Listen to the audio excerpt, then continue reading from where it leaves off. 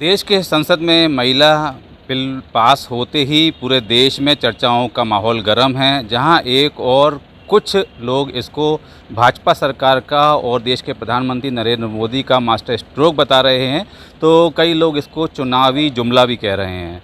हालांकि बिल लागू अभी नहीं हुआ है, अभी जो है एक्ट बनने में टाइम लगेगा, लेकिन पास होते ही इस तरह की चर्चाएं जो चल रही हैं उसके पीछे क्या कारण है, क्या कमियां हैं, इन सब के बारे में हम चर्चा करेंगे। हमारे साथ में ओबीसी महासभा के कुछ सदस्य मौजूद हैं, जिसमें विश्वजीत रजोनिया जी हैं। हम सबसे पहले उनसे जानना चाहेंगे कि क्या कारण है कि आप इस बिल का थोड़ा विरोध कर रहे हैं।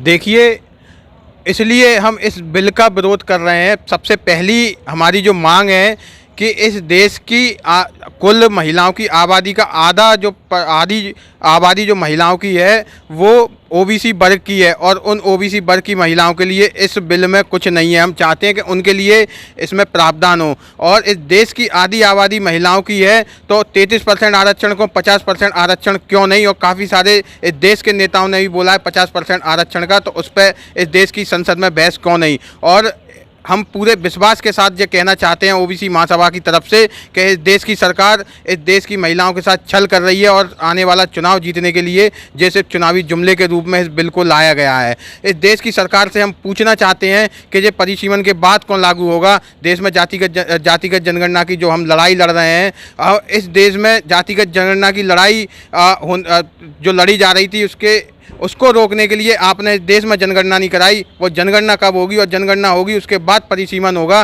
तो ये 2031 में अगली जनगणना होनी है, उसके बाद जब परिसीमन होगा तो आप 2035 में जाके इस कानून को लागू करोगे, और 2023 में आप बनाने का काम कर रहे हैं। तो आप ये 5 राज्यों के चुनाव जो होने वाले हैं उसके बाद जो लोकसभा का चुनाव होना है उसमें आप इसे फ़ायदे के रूप में इस्तेमाल करना चाहते हैं। इस देश की महिलाओं का आप इस्तेमाल करना चाहते हैं, जिसका हम आपके माध्यम से पूर्ण रूप से विरोध दर्ज कराते हैं, और ये कहना चाहते हैं इस देश की सरकार से कि इसमें अगर महिलाओं के साथ आपने छल करने का काम किया तो हम स्पष्ट रूप से आपसे कहना चाहते हैं कि हम आपको दिल्ली में जाके घेरने का काम करेंगे, प्रधानमंत्री निवास घेरने का काम करेंगे, इस देश की संसद को घेरने का काम करेंगे। और हमने पहले भी मध्य प्रदेश के अंदर हमारे मुद्दों पर, हमारे आरक्षण के मुद्दे पर, हमारे तमाम वो मुद्दे जिनके लिए हम लड़ रहे हैं, जातिगत जनगणना का मुद्दा, उन पर हमने मध्य प्रदेश के विधानसभा और मुख्यमंत्री को घेरने का काम किया। हम आपको भी घेरने का काम करेंगे।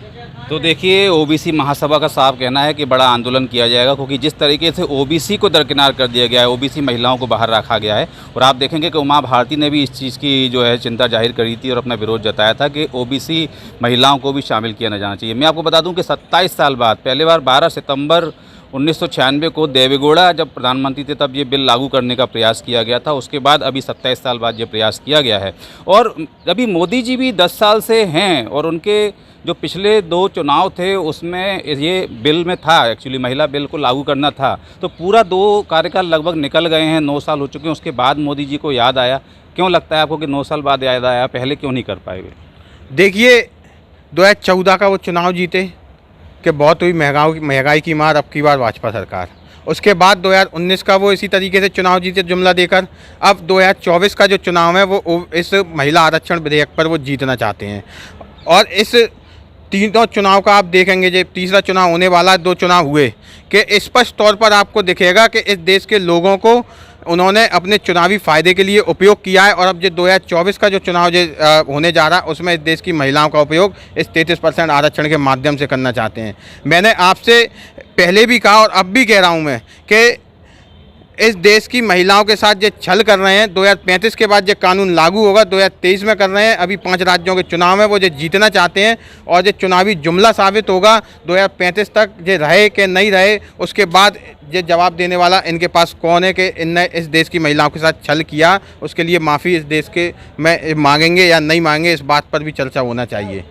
तो देखिए, ये बहुत बड़ी बात कह रहे हैं कि चुनाव में लाभ के लिए उपयोग इस बार महिलाओं को किया जा रहा है। पिछले 2 चुनाव विभिन्न मुद्दों पर जीते गए, इस बार शायद कोई मुद्दा बचा नहीं है भाजपा के पास, तो महिलाओं को मुद्दा बनाया जाता है। महिलाओं के कंधों पे बंदूक रखकर इस बार चुनाव जीतने का प्रयास किया जा रहा है। अभी वर्तमान में मैं आपको बता दूं कि यदि हम लोकसभा की बात करें तो 15% जो है केवल महिला सांसद हैं, और यदि हम सभी राज्यों की विधानसभाओं की बात करें तो स्थिति और भी गंभीर है। केवल 10% महिलाएँ ही जो है वो प्रतिनिधित्व करती हैं। इतनी गंभीर स्थिति में पहले 33% आरक्षण की बात की जा रही है, तो वो भी सही है कि जब महिलाएं 50% या आधी आबादी हैं तो आधा उनको जो है आरक्षण क्यों नहीं। तो ये बहुत गंभीर मुद्दा है। हमारे साथ ओबीसी महासभा के धर्मेंद्र जी भी मौजूद हैं। धर्मेंद्र जी से जानेंगे कि क्या लग रहा है आपको, क्या विसंगतियां हैं और ये विसंगतियां क्यों छोड़ी गई हैं।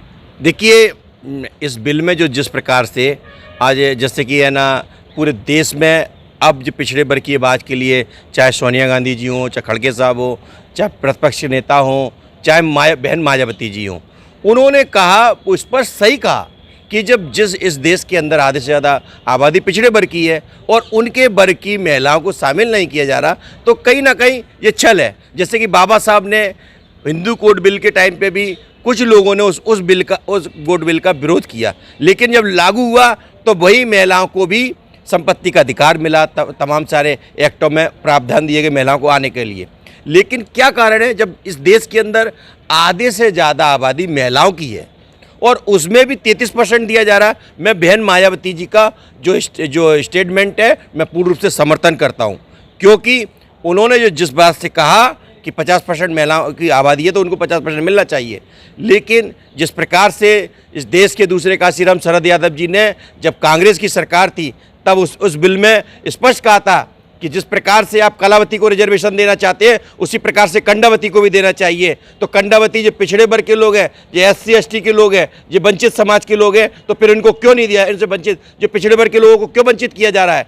इसलिए पूर्ण रूप से ओबीसी वर्ग के लोगों में, ओबीसी महासभा में काफ़ी रोष है, क्योंकि जब हम इस देश के हमारे आधे से ज़्यादा आबादी है, उन महिलाओं की, हमारे वर्ग की महिलाओं की जब हिस्सेदारी सुनिश्चित नहीं हो पा रही, तो इसलिए खुलकर हमने प्रधानमंत्री को खुला पत्र दिया है, भेजा है मेल के माध्यम से। हमने कहा है कि जब आधे से ज़्यादा हमारी आबादी होने के बाद हमारी महिलाओं की 25% आबादी, अगर हमारी संख्या 50% 52% मानी जा रही, तो 25% हमारी आबादी होने के बाद हमारी महिलाओं को नहीं रखा जाता। तो कई ये जिस तरह से आप बोल रहे हैं, क्योंकि वास्तविकता में जो पूरे देश की आबादी है, आधी आबादी तो ओबीसी है, और ओबीसी की महिला ले लें तो 25% पूरी आबादी का होती हैं।